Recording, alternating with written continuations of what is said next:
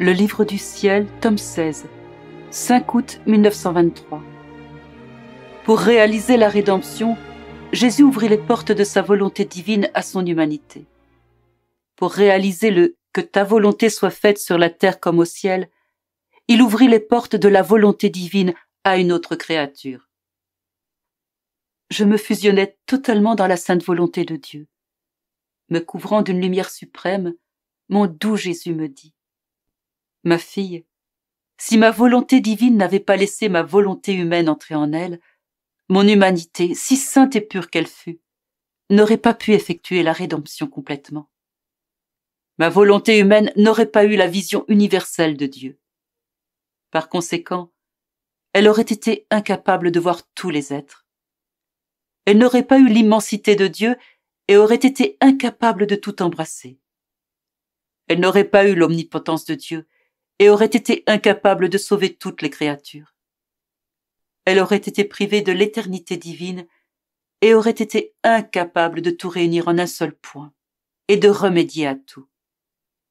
Ainsi, le premier rôle dans la rédemption revint à ma volonté divine et le second à mon humanité.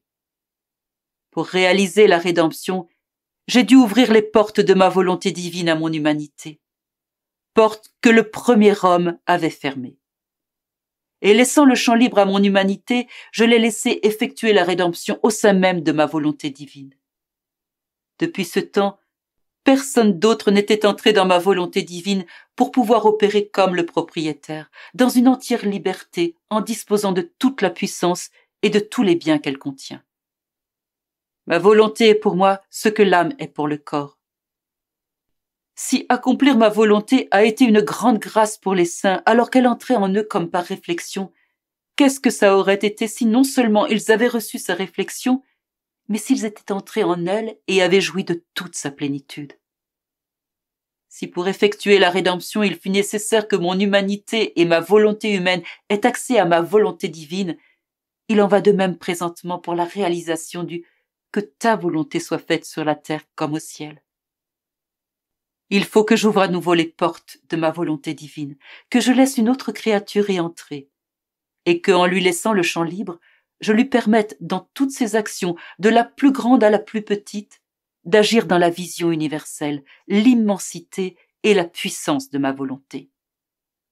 Si tu entres en elle et y places tes pensées, tes mots, tes travaux, tes pas, tes réparations, tes peines, ton amour et tes actions de grâce, la volonté suprême va valoriser tous ces actes et les marquer de l'image divine.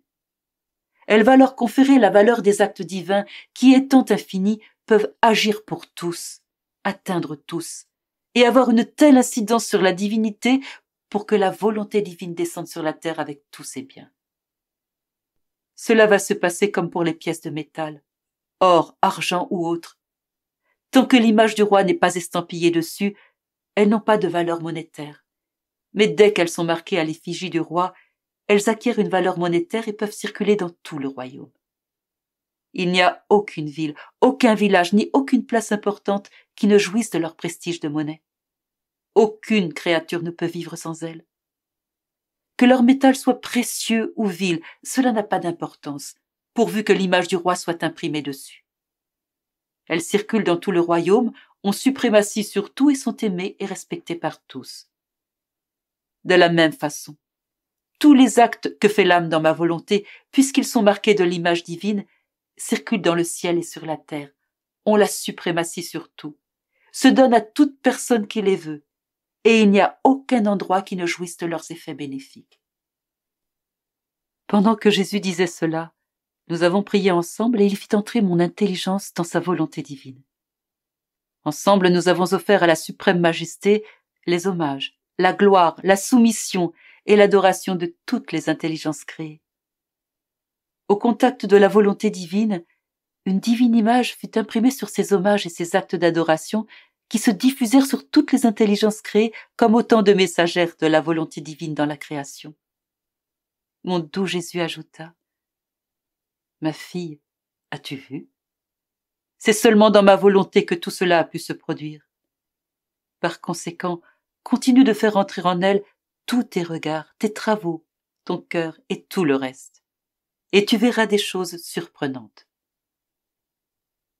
Après avoir passé ainsi plus de 3 heures dans la volonté divine, en faisant ce que Jésus me demandait, je suis revenue dans mon corps. Mais qui pourrait tout dire? Ma pauvre intelligence en est incapable. Si Jésus le veut, je continuerai plus tard à parler de ces choses. Pour l'instant, je m'arrête.